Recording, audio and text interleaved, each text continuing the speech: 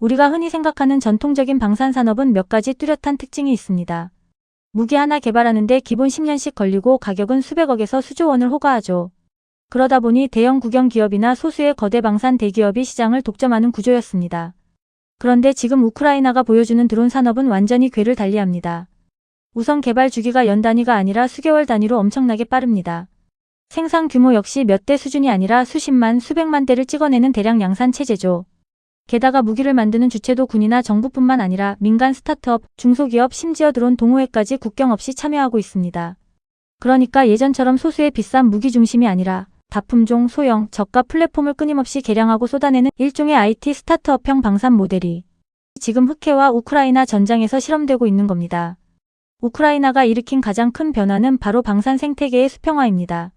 과거에는 무기 개발이 철저히 소수 거대 기업과 군 연구소만의 영역이었잖아요. 하지만 지금 우크라이나의 드론 시장은 완전히 열려 있습니다. 드론 기체는 민간 중소 공장에서 3D 프린터 같은 걸로 빠르게 찍어내고요. 모터나 배터리는 시장에서 쉽게 구하는 상용 부품을 씁니다. 여기에 핵심인 영상 전송이나 조종 시스템은 게임이나 FPV 레이싱 커뮤니티의 기술을 그대로 끌어다 쓰죠. 정부의 지원 방식도 아주 트렌디합니다.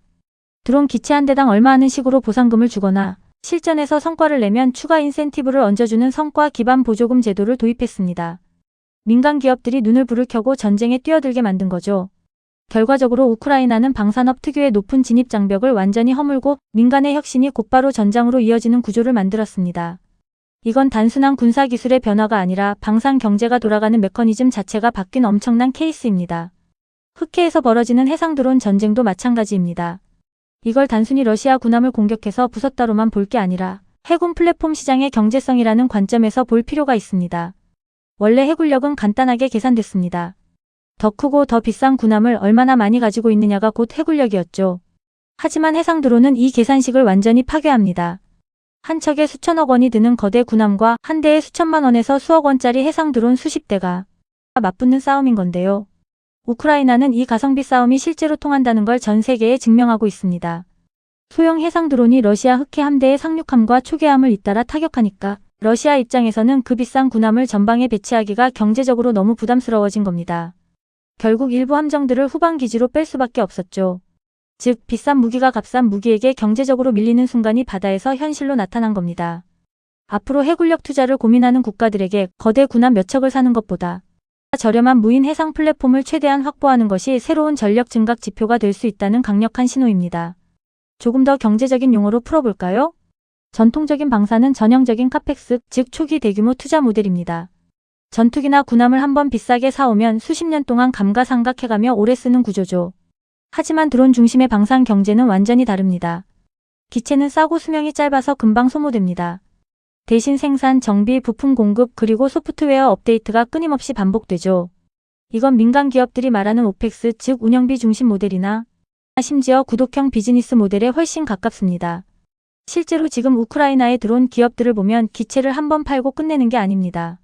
지속적으로 부품을 대주고 통신이나 영상 소프트웨어를 계속 업데이트해주며 전술 데이터 피드백까지 묶어서 일종의 서비스 패키지 형태로 사업을 운영하고 있습니다.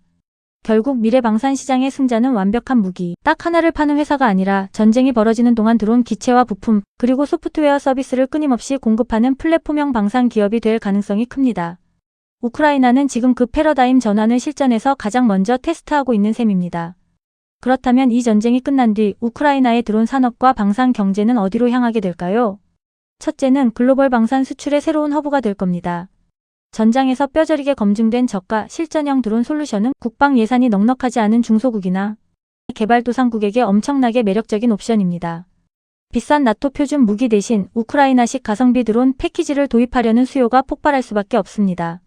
둘째는 민수시장으로의 전환입니다. 전쟁터에서 갈고 닦은 감시, 정찰, 인프라 점검, 물류 기술은 그대로 민간 드론 시장으로 이식될 수 있습니다. 이 과정을 거치면 우크라이나는 단순한 전쟁 피해국을 넘어 첨단 드론 기술과 소프트웨어를 전 세계에 수출하는 테크베이스 국가로 거듭나게 될 것입니다. 결국 우크라이나는 지금 어떻게 싸우느냐를 넘어 앞으로 방산 산업과 방산 경제를 어떻게 굴려야 하는가를 세계 최초로 대규모 시뮬레이션하고 있는 나라입니다. 여러분이라면 이 거대한 방산 패러다임의 변화 속에서 어떤 기업과 어떤 국가가 가장 큰 기회를 잡을 거라고 보시나요? 오늘 내용이 흥미로우셨다면 구독과 좋아요 부탁드립니다. 시청해주셔서 감사합니다.